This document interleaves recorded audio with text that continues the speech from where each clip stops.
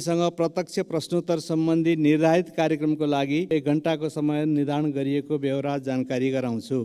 उपत्यका भित्र बढ्दो जनसङ्ख्यालाई व्यवस्थित गर्न रिङ रोड बाहिर नगरहरू र गाउँसम्म जोडिने सडक विस्तार गर्न नेपाल सरकारले मापदण्ड बनाई सडक विस्तार आयोजना बनाए तापनि आवश्यक बजेट विनियोजन नहुँदा वैकल्पिक सडक र नयाँ बस्ती विकासमा समस्या परेको छ।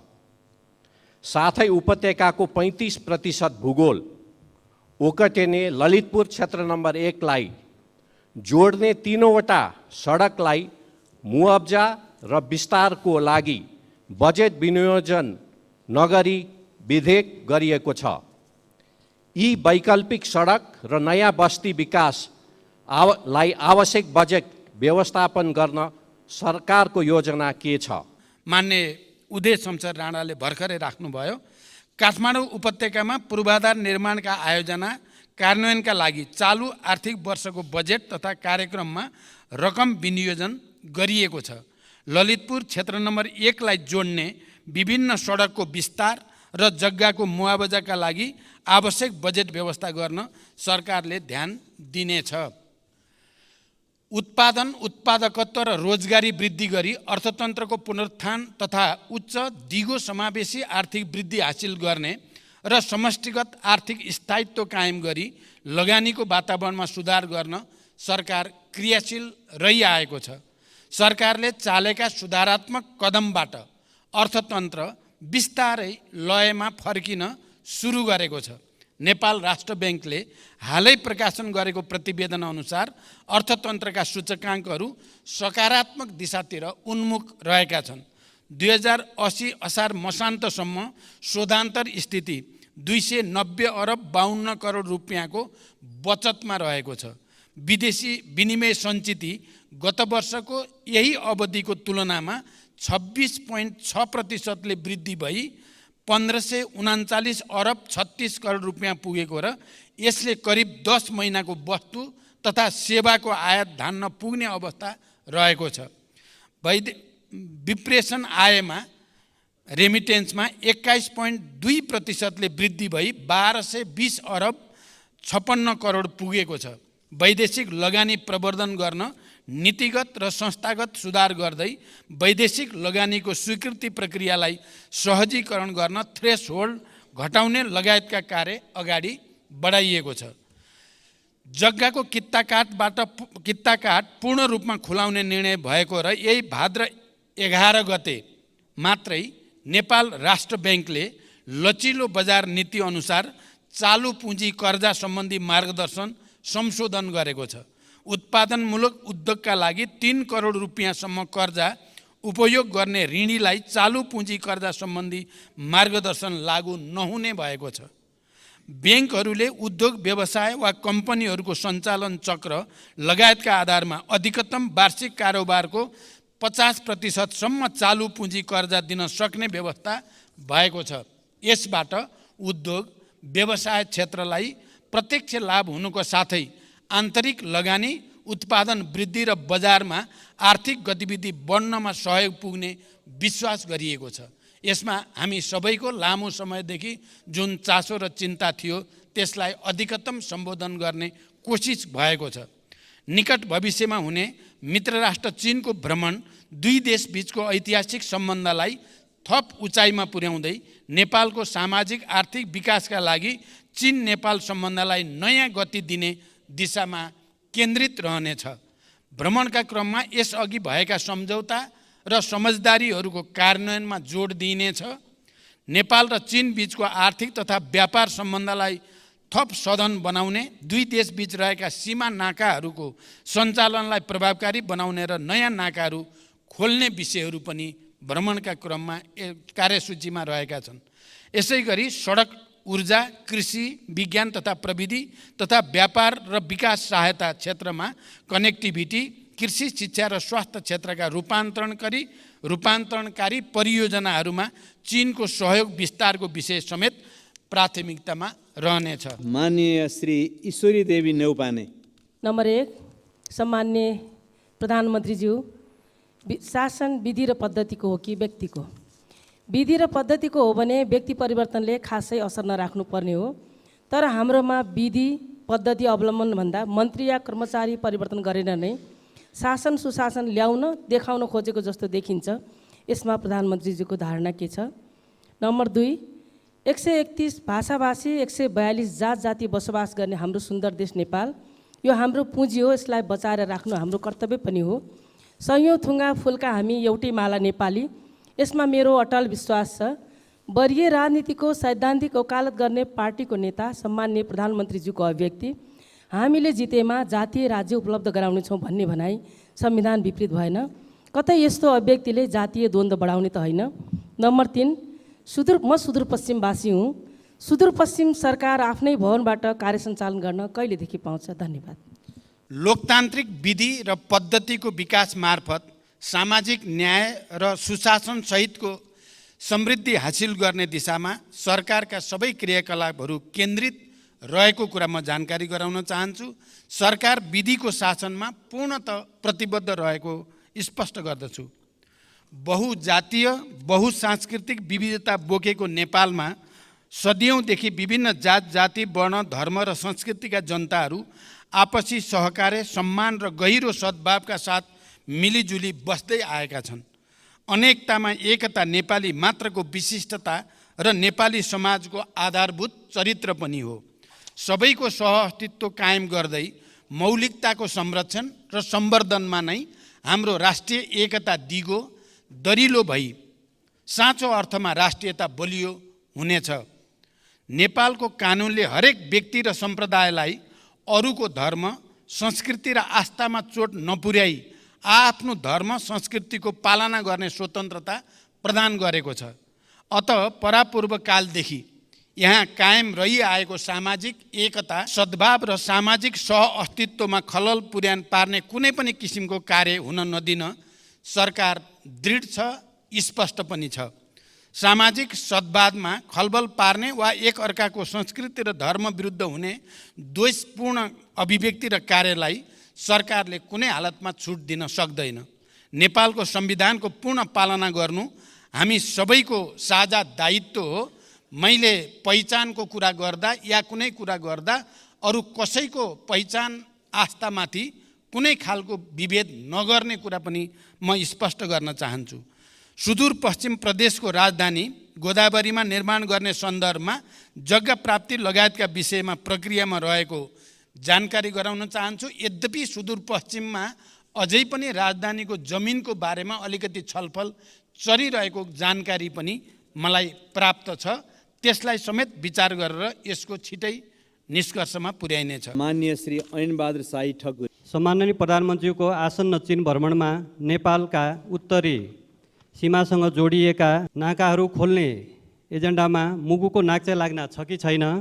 यदि छैन भने एजेन्डामा समावेश गरियोस्। यो नाका खुलेमा मुगु लगायत समग्र कर्णाली प्रदेशको आर्थिक समृद्धिमा महत्त्वपूर्ण टेवा पुग्नेछ भन्ने विश्वास लिएको छु। आर्थिक समृद्धिको महत्त्वपूर्ण क्षेत्र कर्णाली प्रदेशको रारा लगायतका पर्यटकीय स्थानहरूमा पर्यटकीय पूर्वाधारहरू लगायतका विभिन्न समस्या हुँदा पर्यटकहरूको आगमनमा कमी आएको छ। यसमा सरकारको के योजना छ? कर्णाली राजमार्ग अन्तर्गतको नागमा गमगढी कालोपत्रे र गमगढी नाक्चा लाग्न सडक निर्माणलाई सरकारले कस्तो प्राथमिकतामा राखेको छ र यो कहिलेसम्म निर्माण सम्पन्न गर्ने लक्ष्य रहेको छ? मेरो आसन्न चीन भ्रमणको क्रममा चीन र नेपाल बीच नयाँ व्यापारिक नाका खोल्ने विषयमा समेत छलफल हुने कुरा करिब निश्चित भएको छ। त्यस सन्दर्भमा मुगुको नाक्चे लाग्न जो मलाई धेरै पहिलेदेखि त्यसको बारेमा स्थानीय जनसमुदाय र जनप्रतिनिधिले कुरा राख्दै पनि आउनु भएको छ। त्यो विषय पनि मैले त्यहाँ कुरा उठाउने र त्यसबारेमा एउटा निष्कर्ष लिने मेरो कोसिस हुनेछ। पर्यटनको विकासका लागि आवश्यक पूर्वाधार निर्माणका कार्य सरकारको उच्च प्राथमिकतामा छन्।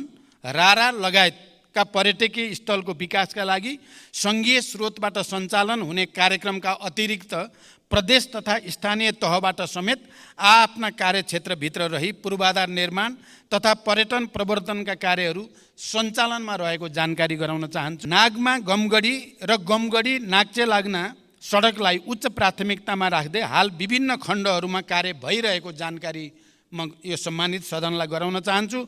हाल नागमा गमगढी 6.5 किलोमिटर, कालोपत्रे र 8 किलोमिटर ग्राभेल स्तरमा स्तरोन्नति गर्ने गरी निर्माण कार्य भइरहेको छ। त्यसै गरी गमगढी नाक्चे लाग्नामा 12 किलोमिटर निर्माण कार्य पनि अगाडि बढिरहेको छ। मान्य श्री ऋषिकेश पोखरेल। राष्ट्रिय गौरवका आयोजनाहरू मध्ये 2वटा आयोजना पुरा भएको देखिन्छ। 5वटा आयोजनाहरूको काम 75% सकियो भन्ने सुनिन्छ।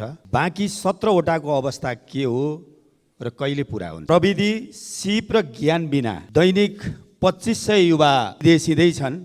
प्रविधि र उद्यमशीलता विकास गरी प्रौद्योगिक शिक्षा दिने उद्देश्यका साथ स्थापनाको लक्ष्य लिएको मदन भण्डारी प्रौद्योगिक विश्वविद्यालयका लागि अघिल्लो सरकारले पूर्वाधार निर्माण तथा विकास समिति गठन गरेको थियो। 7 करोड बजेट पनि छुट्याएको थियो। राष्ट्रिय महत्त्वको यो आयोजना आज कहाँ छ र कहिले पुरा हुन्छ? राष्ट्रिय गौरवका आयोजनालाई समयमै सम्पन्न गर्न पर्याप्त बजेट सुनिश्चित गरिनुको साथै नियमित अनुगमन पनि भइरहेको छ। म स्वयंले प्रधानमन्त्रीको हैसियतमा प्रधानमन्त्री कार्यालयमा रहेको एक्सन रुमबाट नियमित तवरमा कार्यतालिका बनाएर कार्य प्रगतिको जानकारी लिई कार्य सम्पादनका लागि आवश्यक निर्देशन दिँदै आएको छु। राष्ट्रिय गौरवका आयोजना मध्ये 2वटा सम्पन्न भएका, 14वटाको प्रगति 80% भन्दा माथि रहेको, 5वटाको प्रगति 50 देखि 80% सम्म रहेको र 2टाको प्रगति 50% रहेको स्थिति छ। हुलाकी राजमार्गका सम्बन्धमा चितवन र पर्सामा राष्ट्रिय निकुञ्ज क्षेत्रमा डिपिआर तयार लगायतका कार्यमा भएको ढिलाइका कारण यो आयोजनाको कार्य आगामी 3 वर्षभित्र सम्पन्न गर्ने नयाँ लक्ष्य निर्धारण गरिएको छ। पशुपति क्षेत्र विकास कोष आयोजनाको भौतिक प्रगति 66% भई समष्टिगत वित्तीय प्रगति 65.73 रहेको छ। लुम्बिनी विकास गुरु योजनाको हालसम्मको भौतिक प्रगति 88% र वित्तीय प्रगति 60.34% रहेको छ।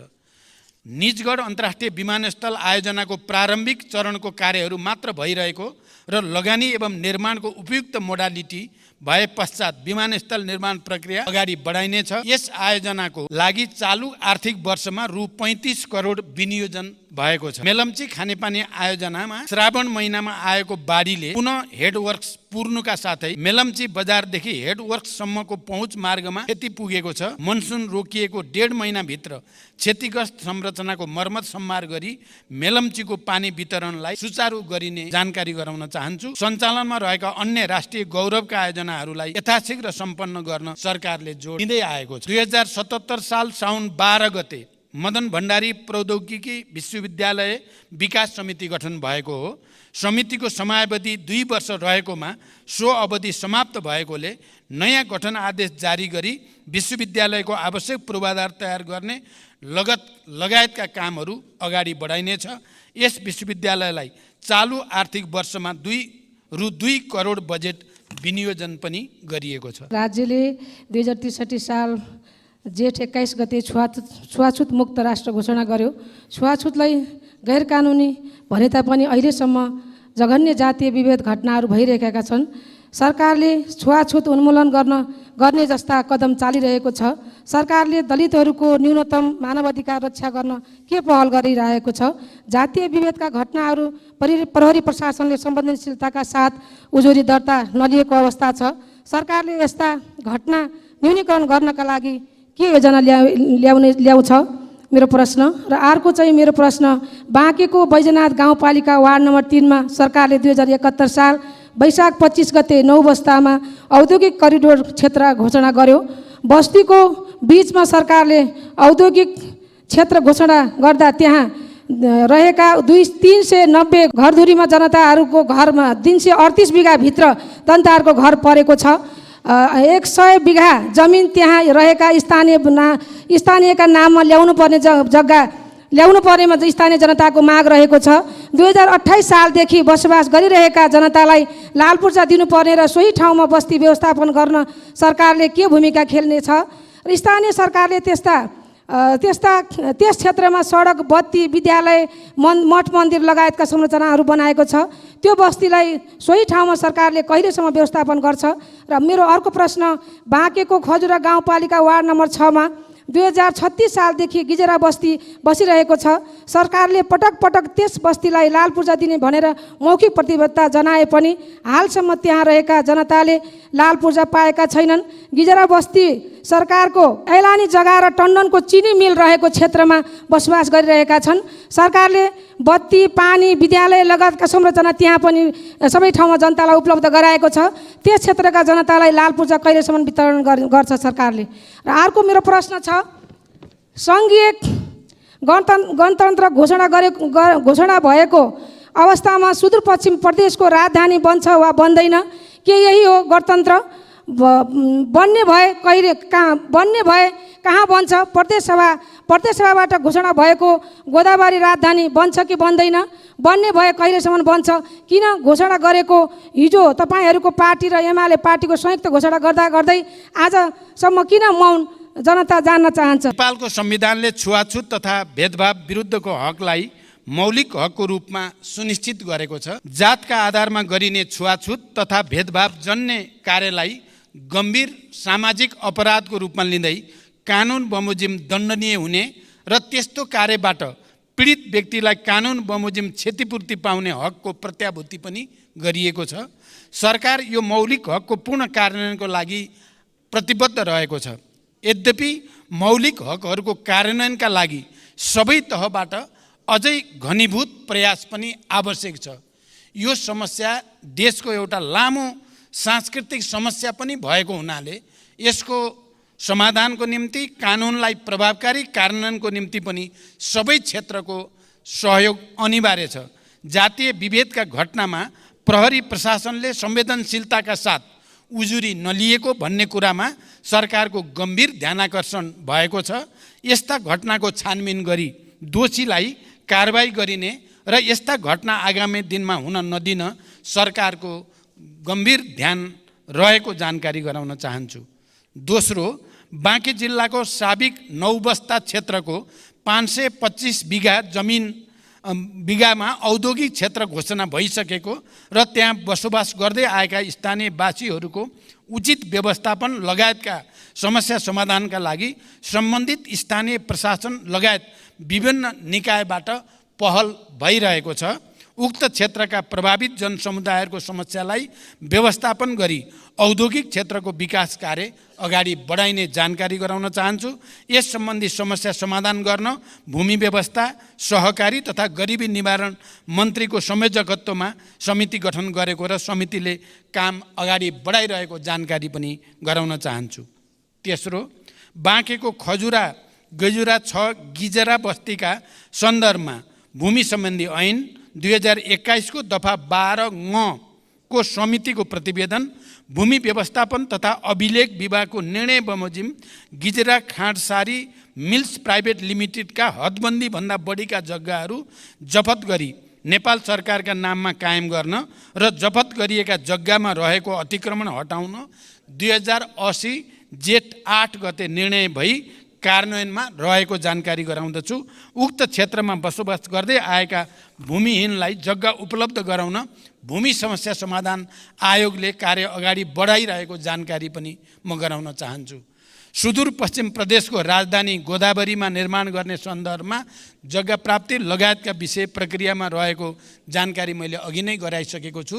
यस सम्बन्धी उठेका छलफल बहसलाई पनि मध्यनजर गरिएको जानकारी पनि मैले गराइसकेको छु। नेपाल कृषि प्रधान देश हो। यहाँका 65% बढी जनसङ्ख्या कृषिमै आश्रित देखिन्छ। तर पछिल्लो अवधिमा नेपालको उत्पादनको हिस्सा घट्दै गएको मात्र होइन, सामान्य भन्सामा प्रयोग हुने सबै चिज आयातमा निर्भर गर्नुपर्ने बाध्यता खडा हुँदै गएको छ। कृषि क्षेत्रमा लगानी अत्याधिक हुने तर प्रतिफल अत्यन्तै न्यून हुने प्रक्रियाले गर्दा कृषिप्रति मानिसको आकर्षण र लगाव निरन्तर घट्दो छ। सरकारले उत्पादन वृद्धि गर्न र जनतालाई कृषिमै जीवन देख्ने गरी कृषि पेसालाई गर्विलो पेसा बनाउन कस्तो योजना निर्माण गर्दैछ? सबल आत्मनिर्भर अर्थतन्त्रको निर्माणका लागि कृषि क्षेत्रमा गुणात्मक र रूपान्तरणकारी परिवर्तन सरकारको प्राथमिकतामा रहेको छ। कृषि क्षेत्रको उत्पादन र उत्पादकत्व बढाउन कृषि क्षेत्रमा आधुनिकीकरण, यान्त्रिकीकरण र व्यवसायीकरणलाई सरकारले उच्च रूपमा जोड दिँदै आएको छ। कृषि क्षेत्रमा विगतदेखि लगानी गर्दै आएको र यसबाट उत्पादन र उत्पादकत्वमा समेत केही वृद्धि भइरहे पनि अपेक्षित प्रतिफल प्राप्त हुन नसक्नुका कारणहरू पहिल्याउँदै उत्पादकत्व वृद्धिका लागि विभिन्न कार्यक्रमहरू सञ्चालनमा रहेका छन्। सरकारले प्रधानमन्त्री कृषि आधुनिकीकरण परियोजना लगायत प्रदेश र स्थानीय तह मार्फत उल्लेख्य रकम विनियोजन गरी कृषि क्षेत्रमा पर्याप्त साधन स्रोत परिचालन गर्ने नीति लिएको छ। कृषि उत्पादनको वृद्धिका लागि सिँचाइको सुविधाको विस्तारलाई जोड दिनुको साथै रासायनिक मलको आपूर्ति समयमै हुने कुराको सुनिश्चितता गरिएको छ। साथै कृषि बाली वस्तुहरूको विशेष उत्पादन क्षेत्र जस्तै जोन, सुपर जोन, उन्नत बिउ बिजनको विकास, उत्पादन तथा वितरणको लागि एकीकृत राष्ट्रिय कार्यक्रम सञ्चालनमा रहेका छन्। कृषि उपजको बजार सुनिश्चितताका लागि विभिन्न कार्यक्रमहरू सञ्चालन भइरहेका छन्। त्यसै गरी दुध तथा मासुमा आत्मनिर्भरताका लागि पशु नस्ल सुधार, आहार व्यवस्थापन तथा पशु स्वास्थ्य सुधारका कार्यक्रमहरू पनि सञ्चालनमा रहेका छन्। बाँझो जमिनमा कृषि प्रवर्धन कार्यक्रम, फलफुल क्षेत्र विकास तथा ग्रामीण कृषि उद्यम विकासका कार्यक्रमहरू सञ्चालनमा रहेका छन्। कृषि उत्पादन क्षेत्रको जोखिम व्यवस्थापन गर्न कृषि बिमा कार्यक्रम सञ्चालनमा रहेको छ, जस अन्तर्गत बिमा प्रिमियममा 80% अनुदान सङ्घीय सरकारले उपलब्ध गराउने गरेको छ। कृषि क्षेत्रमा लगानी बढाउन सहुलियत दरमा कृषि कर्जाको विस्तार तथा दायरा बढाउँदै पनि लगिएको छ। उत्पादित कृषि वस्तुहरूको बजारको सुनिश्चितताका लागि धान, गहुँ, उखु लगायतका बालीको न्यूनतम समर्थन मूल्य निर्धारण गर्ने लगायतका कार्यक्रमहरू पनि सञ्चालनमा रहेका छन्। कृषि पेसालाई सम्मानजनक र मर्यादित बनाउन कृषकहरूलाई नियमित तवरमा पुरस्कृत गर्ने कार्यक्रमहरू जस्तै राष्ट्रपति कृषक पुरस्कार कार्यक्रम सञ्चालनमा रहेका छन्। कृषि पेसालाई दिगो, दरिलो र गर्विलो बनाउन सरकार प्रतिबद्ध छ, तर अहिलेसम्म जे जति भएको छ त्यसबाट सन्तुष्ट हुने स्थिति भने पक्कै पनि छैन। त्यसकारण कृषि क्षेत्रमा व्यापक सुधार गर्न र उत्पादन र उत्पादकत्व वृद्धि गर्न हामी आफैले सञ्चालन गरेका कार्यक्रमहरूको प्रभावकारिताका साथै यसपटक म भारत भ्रमणमा रहँदा अलि भारतीय नेतृत्वसँग, खास गरी प्रधानमन्त्री मोदीजीसँग कृषिमा सहकार्य गरेर उत्पादकत्व वृद्धि कसरी गर्न सकिन्छ र प्राकृतिक खेती प्रणाली बडो नयाँ टेक्नोलोजीको साथ सञ्चालन गर्ने बारेमा सहकार्य गर्ने निधो पनि भएको छ र हामी त्यो प्रक्रिया अगाडि बढाउँदैछौँ। मलाई लाग्छ यसपटकको मेरो चीन भ्रमणमा पनि कृषिमा सुधारका निम्ति उत्पादन र उत्पादकत्व वृद्धिमा विशेष ध्यान दिने पनि हाम्रो योजना रहेको जानकारी गराउन चाहन्छु। छोराको हत्यारालाई कारबाहीको माग गर्दै 330 दिन आमरण अनसनमा बसेका गोर्खाका नन्दप्रसाद अधिकारीको अनसनमै 2071 असोज 6 गते निधन भयो। न्यायको लागि जीवन आहुति दिने अधिकारीलाई शहीद घोषणा गर्नुपर्नेमा विगत 9 वर्षदेखि उनको पार्थिव शरीर अस्पतालमै सडेको छ। मृतक नन्दप्रसादकी धर्मपत्नी गङ्गमाया अधिकारी अहिलेसम्म पनि बेहाल अवस्थामा सत्य र न्यायको प्रतीक्षामा छिन्। सरकारको नीति तथा कार्यक्रमको 176 बुँदामा शान्ति प्रक्रिया र सङ्क्रमणकालीन न्याय सम्बन्धी बाँकी काम 2 वर्षमा सम्पन्न गर्ने उल्लेख छ। सम्माननीय प्रधानमन्त्रीज्यूलाई मेरो प्रश्न यो छ कि मृतक नन्दप्रसादकी धर्मपत्नी गङ्गमाया अधिकारीको मागको सम्बोधन कहिले र कसरी गर्नुहुन्छ? वर्षौँदेखि न्यायको लागि भनेर शान्तिपूर्ण अनसनमा बसेकी गङ्गमाया अधिकारीलाई भेट्नु प्रधानमन्त्रीज्यूको कर्तव्य हो कि होइन? कहिले उहाँलाई भेट गर्न जानुहुन्छ? शान्ति प्रक्रिया कहिले टुङ्गिन्छ? नेपालको संविधानको धारा 276 राष्ट्रपतिले कुनै न्यायिक वा अर्धन्यायिक निकाय वा प्रशासकीय पदाधिकारी वा निकायले गरेको सजायलाई कानुन बमोजिम माफी, मुल्तवी, परिवर्तन वा कम गर्न सक्ने संवैधानिक व्यवस्था रहेको कुरा जानकारीमै छ हामी सबैलाई। संविधानको उक्त व्यवस्था र मुलुकी फौजदारी कार्यविधि संहिता 2074 मा समेत रहेको व्यवस्था बमोजिम रेशम चौधरीले गृह मन्त्रालय मार्फत सम्मान्य राष्ट्रपतिज्यूलाई सम्बोधन गरी निवेदन दिनुभएकोमा महान्यायाधिवक्ताको कार्यालयको राय समेतका आधारमा प्रचलित कानुन बमोजिम नै नेपाल सरकार मन्त्री परिषदबाट गणतन्त्र दिवस 2080 का अवसरमा निजलाई माफी गर्नका लागि सिफारिस गरिएको तथ्य म प्रश्न गर्न चाहन्छु। द्वन्द्वकालीन घटनालाई न्यायिक सम्बोधन गर्ने गरी सङ्क्रमणकालीन न्याय सम्पादनका लागि बेपत्ता पारिएका व्यक्तिको छानबिन तथा सत्य निरूपण तथा मेलमिलाप आयोग गठन भएको र सङ्क्रमणकालीन न्याय यथाशीघ्र सम्पादन गर्न नेपाल सरकार प्रतिबद्ध रहेको छ। सङ्क्रमणकालीन न्याय सम्बन्धी सङ्घीय सदनमा दर्ता भएको विधेयक पारित भएसँगै सङ्क्रमणकालीन न्यायका मुद्दाहरू सम्बोधन हुने कुरामा नेपाल सरकार विश्वस्त रहेको छ। प्रचलित कानुनी व्यवस्थाको अधीनमा रही नेपाल सरकार तथा अन्तर्गतका निकायबाट गङ्गामाया अधिकारीलाई मानवीय सेवा प्रदान र संरक्षणका कार्य भइ नै रहेका छन्। अस्पतालको विवरण अनुसार निजको स्वास्थ्य अवस्था सामान्य नै रहेको र उपचारका लागि सरकारले रु 37,47,000 उपलब्ध गराएको कुरा पनि म यहाँ जानकारी गराउन चाहन्छु। आँखा पाक्ने रोग ओडा पालिका जिल्ला हुँदै देशैभरि फैलिएको छ। धेरै पालिकामा विद्यालयहरू बन्द गरिएका छन्। त्यसबाट अत्याधिक बालबालिका प्रभावित भएका छन्। स्वास्थ्य मन्त्रालय र प्रधानमन्त्रीज्यू स्वयं यसको निराकरणको लागि के गर्दै हुनुहुन्छ? नम्बर 2, नेपालले आर्थिक वर्ष 2079-80 मा भारतलाई 10 अर्ब 45 करोड रुपैयाँको बिजुली बिक्री गरेको छ। उक्त वर्ष 19 अर्ब 44 करोड रुपैयाँको बिजुली किनेको छ। सरकारले किन ठान्दैछ डोबर आपूर्ति भइरहेछ भन्न किन डराउँछ? त्यही बिजुली हामीले किन्दा महँगो र बेच्दा सस्तो किन? देशका विभिन्न भागमा आँखा पाक्ने एक्युट भाइरल कन्जक्टिभाइटिस सङ्क्रामक रोग नियन्त्रण गर्न स्वास्थ्य तथा जनसङ्ख्या मन्त्रालयले देशभरका अस्पतालबाट अभियान सञ्चालन गरिरहेको छ। समुदाय स्तरमा जनचेतना वृद्धि गर्न प्रचार प्रसारका कार्यहरूका साथै सङ्क्रमितहरूलाई सहज रूपमा औषधि उपचारको व्यवस्था मिलाइएको छ। यसका साथै स्वास्थ्य सेवा विभागका महानिर्देशकको अध्यक्षतामा सङ्घीय द्रुत प्रतिकार्य समितिको गठन भई रोकथाम र प्रबन्धनका विभिन्न कार्यहरू पनि भइरहेको जानकारी गराउन चाहन्छु। दोस्रो, हाल नेपालको कुल जडित विद्युत क्षमता करिब 2800 मेगावाट पुगेको छ। तर देशको विद्युत उत्पादनको परिमाण हिउँद र वर्षायाममा एकै नासको छैन। वर्षाको तुलनामा हिउँदमा विद्युत उत्पादनमा निकै ह्रास आई झन्डै 1/3 मात्र उत्पादन हुने गर्दछ।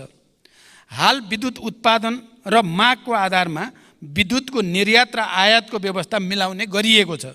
खास गरी हिउँदयाममा नदी प्रवाहमा आधारित रन अफ द रिभर नालीबाट उत्पादित विद्युतमा ठुलो ह्रास आउने हुँदा छिमेकी देशबाट बिजुली आयात गरी आन्तरिक माग धान्नुपर्ने स्थिति छ।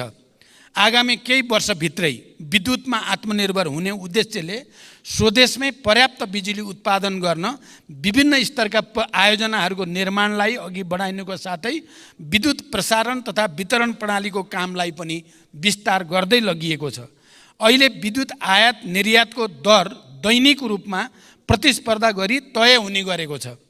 यस वर्ष तुलनात्मक रूपमा हिउँदको समयमा अधिक सुक्खा हुन गई देशभित्रका विद्युत आयोजनाहरूबाट विद्युत उत्पादन कम हुन गएको छ।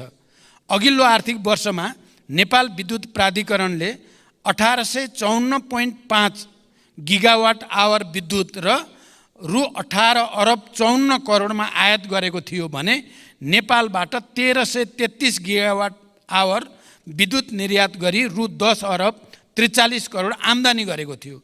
गत वर्षको तुलनामा यस वर्ष विद्युत निर्यातमा वृद्धि भएको छ र क्रमशः विद्युत उत्पादन बढ्दै जाँदा विद्युतको निर्यात पनि बढ्दै जाने कुरा जानकारी गराउन चाहन्छु।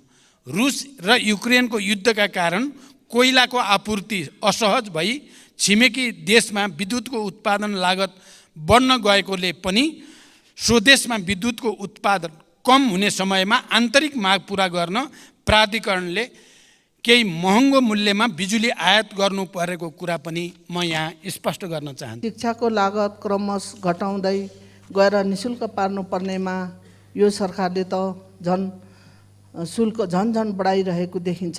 शिक्षाको पहुँचबाट गरिबलाई अझ परै धकेल्ने नीति सरकारले किन लिँदैछ? सङ्घीय शिक्षा विधेयक संसदमा कहिले दर्ता, सदनमा कहिले दर्ता गर्नुहुन्छ? प्रत्येक दिन हाजिरी गर्न क्याम्पसमा आउनुपर्ने भएपछि त्रिभुवन विश्वविद्यालयका केही प्राध्यापकले विद्युतीय हाजिरी मेसिन नै घर लगेको, गायब गरेको, साथै तोडफोड गरेको भन्ने पाएको छ। सरकारले के गर्दैछ? प्रश्न नम्बर 3, ताप्लेजुङमा अविरल वर्षपछि आएको बाढीका कारण विस्थापित भएका स्थानीय बासिन्दाहरू अहिले पनि तिरपाल मुनि बस्न बाध्य भएका छन् भने विद्यार्थीहरू व्यक्तिको घरमा आश्रय लिएर पढ्न बाध्य छन्। उनीहरूको उद्धार र राहतको लागि सरकारको के योजना छ? आम नागरिकलाई गुणस्तरीय र सर्वसुलभ शिक्षा उपलब्ध गराउन सरकारको नीति र प्रतिबद्धता रहेको छ। विद्यालय शिक्षा सम्बन्धी कानुनलाई संशोधन र एकीकरण गर्न बनेको विधेयक छिटै नै संसदमा पेश गरिनेछ। सायद केही दिन अगाडि नै पेश हुन सक्थ्यो। जनताको चासो र हामीले त्यसलाई गहन ढङ्गले अध्ययन गर्नुपर्ने, परिमार्जन गर्नुपर्ने कारणले केही ढिलो भयो, तर अब छिटै त्यो सदनमा प्रस्तुत हुँदैछ। नेपालको संविधानमा उल्लेख भए बमोजिम आधारभूत शिक्षा अनिवार्य तथा निशुल्क र माध्यमिक तहसम्मको शिक्षा निशुल्क उपलब्ध गराउनका लागि सरकारले निशुल्क पाठ्यपुस्तक, आवासीय, गैर आवासीय, लक्षित समूह लगायतका विभिन्न प्रकारका छात्रवृत्ति, स्यानिटरी प्याड, दिवा भोज लगायतको व्यवस्था गरेको छ। सार्वजनिक विद्यालयमा कुनै किसिमको शुल्क लिन नपाउने व्यवस्था गरिएको छ। स्थानीय तहहरूले समेत आफ्नो बजेटमा शिक्षामा थप लगानी गर्दै गएका छन्। उच्च शिक्षा अन्तर्गत चिकित्सा शिक्षामा सरकारी लगानीका संस्थाहरूमा कुल सिटको 75% सिटमा विद्यार्थीहरूले निशुल्क अध्ययन गरिरहेका छन्। सार्वजनिक शिक्षालाई निशुल्क बनाई सबैको पहुँचमा पुर्याउनको लागि थप स्रोतको व्यवस्था गर्न सरकार प्रयत्नशील रहेको जानकारी गराउन चाहन्छु। स्वायत्त निकायको रूपमा त्रिभुवन विश्वविद्यालयका काम कारबाहीहरू त्रिभुवन विश्वविद्यालय ऐन 2049 बमोजिम सञ्चालनमा रहेका छन्। विश्वविद्यालयको हाजिरी व्यवस्थापन सम्बन्धमा विश्वविद्यालयको आन्तरिक प्रशासनले नियमन गरिरहेको र नियम बमोजिम नभएका कार्यहरूमा सम्बन्धितलाई कानुन बमोजिम कारबाही हुने कुरा पनि म जानकारी गराउन चाहन्छु। ताप्लेजुङ लगायत देशका विभिन्न भागमा अविरल वर्षाका कारण आएको बाढी पहिरोमा परि विस्थापित हुन पुगेका जनतालाई स्थानीय प्रशासनको सहयोगमा उद्धार गरी सुरक्षित स्थलमा बसोबासको व्यवस्था मिलाइएको छ। उनीहरूलाई सरकारबाट उपलब्ध गराउनुपर्ने राहत पनि उपलब्ध गराइएको छ। मौसममा सुधार आएसँगै उनीहरूको पुनर्स्थापनाको उचित व्यवस्था मिलाइने पनि जानकारी गराउँदछ। रोल्पालाई मुख्य आधार इलाका बनाएर 10 वर्षे सशस्त्र द्वन्द्वको सुरुवात गर्नुभएको सम्माननीय प्रधानमन्त्रीज्यू 3 पटक प्रधानमन्त्री हुँदा पनि रोल्पालीको जनजीवनमा परिवर्तन आउने गौरवका योजना दिन सक्नु भएन। रोल्पालीको त्यो ऐतिहासिक सहयोग प्रधानमन्त्री भएपछि बिर्सनुभयो भन्ने रोल्पालीहरूको गुनासो छ। त्यो गुनासोलाई कसरी सम्बोधन गर्नुहुन्छ? दोस्रो प्रश्न, जुम्ला लगायतका जिल्लामा स्याउ पाक्ने समय आयो। स्याउले बजार भाउ नै नपाउने अवस्था आउन सक्छ र आइरहेको पनि छ। यसको व्यवस्थापनमा सरकारको के योजना छ? र तेस्रो प्रश्न, 10 वर्षे सशस्त्र द्वन्द्वको क्रममा शहीद भएकाहरूको सम्झना र सम्मानका लागि दाङको घोराईदेखि रोल्पाको होलेरी घरतेगा हुँदै रुकुम पूर्वको हुकाम मैकोटसम्म पुग्ने 220 किलोमिटर सडक खण्डलाई वर्तमान सम्माननीय प्रधानमन्त्रीज्यूको चाहना र पहलमा शहीद मार्ग नामाकरण गरेर योजना अगाडि बढाइएको थियो। बजेट अभावमा योजना निकै कछुवा गतिमा भई अझै सम्पन्न हुन सकेको छैन। शहीद मार्गको मुख्य प्रवेशद्वारको रूपमा रहेको घोराईदेखि रोल्पा होलेरीसम्मको 31 किलोमिटरको सडक खण्ड अलपत्र र जोखिमपूर्ण भएको लामो समय बितिसक्यो। यसबारे सदनमा मैले 3-4 पटक कुरा पनि राखिसकेँ, तर सरकारले यो योजनालाई प्राथमिकतामा पारेन किन? रोल्पाको रुन्टीगढी गाउँपालिकाभित्र अहिले 4वटा चुनढुङ्गा खानी सञ्चालनमा छन् भने थप 4वटा खानी दर्ता भएर सञ्चालनको प्रक्रियामा छन्। हाल 200 भन्दा बढी टिप्पर सञ्चालनमा छन् भने पुरानो र नयाँ गरी 8वटा चुनढुङ्गा खानी सञ्चालनमा आउँदा दिनमा कम्तीमा 500 देखि 700 सम्म टिप्परहरू घोराई होलेरीको यही शहीद मार्ग भएर सञ्चालनमा आउनेछन्, जसले गर्दा उक्त सडकमा अन्य गाडीहरू सञ्चालनमा आउन निकै बाधा पर्ने र हाल परिरहेको पनि जानकारी गराउँछु। त्यसैले सो क्षेत्रमा वैकल्पिक औद्योगिक मार्ग बनाउने र घोराई होलेरीको 31 किलोमिटर सडकलाई कालोपत्रे गर्दै शहीद मार्ग योजना समयमै सम्पन्न गर्न सरकारको के योजना छ? नेपालको राजनैतिक आन्दोलनमा रोल्पा जिल्लाको विशिष्ट र ऐतिहासिक योगदान रहेको कुरामा कसैको विमति हुने छैन। इतिहासका हरेक कालखण्डमा रोल्पाली जनताको वीरता र साहसको उच्च प्रशंसा हुनेछ भन्ने मेरो विश्वास छ। विकास र जनताको जीवनस्तरमा रूपान्तरणका लागि विगतदेखि नै उच्च प्राथमिकता सरकारले दिँदै आएको छ। मानव विकासमा पछाडि रहेका कर्णाली प्रदेश, सुदूरपश्चिम प्रदेश, मध्य प्रदेश, रोल्पा, रुकुम लगायतका जिल्ला तथा क्षेत्रलाई विकासको मूल प्रवाहमा ल्याउन र ती क्षेत्रमा पूर्वाधारका संरचनाको विकासका लागि सरकारले प्राथमिकताका साथ कार्यक्रमहरू सञ्चालन गरिरहेको जानकारी गराउन चाहन्छु। जुम्ला जिल्लाको विकासलाई सरकारले प्राथमिकतामा राख्दै स्याउको सुपर जोन तथा पकेट क्षेत्रहरू घोषणा गरी आवश्यक सहयोग तथा सहुलियत प्रदान गर्दै आएको छ। यस वर्षको बजेट तथा कार्यक्रममा प्रधानमन्त्री कृषि आधुनिकीकरण आयोजना लगायतका कार्यक्रम तथा प्रदेश तथा स्थानीय तहको विकास कार्यक्रमबाट उत्पादन, प्रशोधन तथा प्याकेजिङमा आवश्यक सहयोग तथा सहुलियत प्रदान गरिएको छ। स्याउको भण्डारणको लागि उच्च क्षमताको कोल्ड स्टोर निर्माण पनि भइरहेको छ। तेस्रो, सरकारले दाङको घोराईदेखि रोल्पाको होलेरी हुँदै रुकुमको मैकोटसम्मको शहीद मार्गलाई प्राथमिकता राखेर कार्यान्वयन गर्दै आइरहेको छ। सडक र पुलको माग देशभरि नै अत्यधिक हुने गरेको, थुप्रै सडक योजनाहरू सञ्चालन गर्नु परिरहेको तर पर्याप्त बजेट विनियोजन गर्न नसकिएको कुरा सत्य हो। घोराई होलेरी खण्डको 31 किलोमिटर सडक अत्यधिक भार बोक्ने सिमेन्ट उद्योगका ट्रकहरूको कारणले पनि क्षति भइरहेको छ। भार नियन्त्रण गर्दै सडकको आवश्यक मर्मत सम्मार गरी सडक सुधार गर्न सरकार प्रतिबद्ध रहेको जानकारी गराउँछु।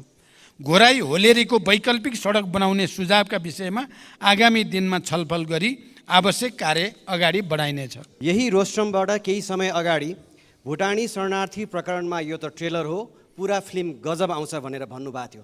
हामीले बडा आशाका साथ हेरिएका थियौँ, तर जब जे आयो बडा टालटुले र सजिलो बुझिन सक्ने खालको आयो। नक्कली भुटानी शरणार्थीको फाइल खोलेर नेपाली काङ्ग्रेसलाई साइजमा राख्नुभयो, ललिता निवास मार्फत समाजवादीलाई साइजमा राख्नुभयो, गौर हत्याकाण्ड मार्फत जसपालाई, अनि अब गिरिबन्धु मार्फत नेकपा एमालेलाई साइजमा राख्न ट्राई गर्दै हुनुहुन्छ।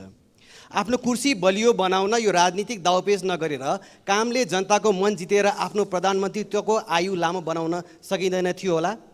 भारतीय नेतृत्वले अन्तरिक्ष यानलाई चन्द्रमामा कसरी सफल अवतरण गराउने भनेर सोचिरहँदा हाम्रो नेतृत्व कसरी आफ्नो यसम्यानलाई बचाउने र मुद्दा कमजोर बनाएर सफल अवतरण गराउने भन्ने सोच्नमा तल्लीन हुनु अत्यन्त दुःखद छ।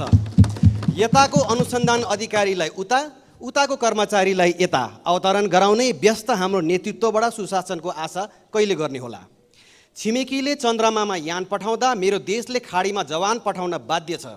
देशभित्रका विश्वविद्यालयहरू रित्तिँदैछन्, व्यवसायीहरू निराश छन्, खेलाडीहरू पलायन हुँदैछन्, युवा पुस्तामा देश छोड्ने लहर चलेको छ। प्रधानमन्त्रीज्यू, चन्द्रयान अहिले माग्दिन तर यसम्यानलाई जोगाउन लाग्दिन भन्ने हजुरको प्रतिबद्धताको कार्यान्वयन कहिले हुन्छ? भ्रष्टाचारमा पनि आफ्नो र अरूको भनेर हेर्ने हो भने हामीले खोजेको सुशासन चाहिँ कहिले आउँछ यो देशमा? अर्को प्रश्न, गौर हत्याकाण्डको छानबिन कसैले हुन्छ भनेर भनिरहेका छन्, कसैले गठबन्धनभित्र अब नहुने भनेर निर्णय भएको छ भनेर भन्छन्।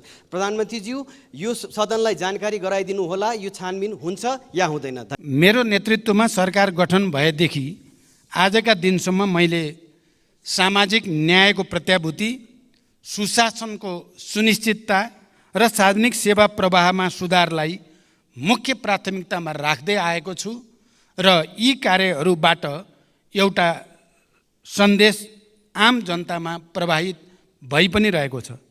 प्रश्नमा भनिए जस्तो सरकारका यी कामहरू कुनै कुर्सी टिकाउनको लागि होइन, बरु देश र जनतामा राजनैतिक प्रणालीप्रति नै वितृष्णा छाएको, केही हुन्न सबै उस्तै हुन् भन्ने निराशावादी भाष्य निर्माण गर्न खोजिएको परिस्थितिलाई चिर्न र सरकारले एकपछि अर्को राम्रो काम गर्दै आएको कुरा स्थापित गर्न पनि गरिएको छ। म मान्य सदस्यहरूलाई यो विषयको गहिराईतिर विचार गर्न अनुरोध गर्न चाहन्छु।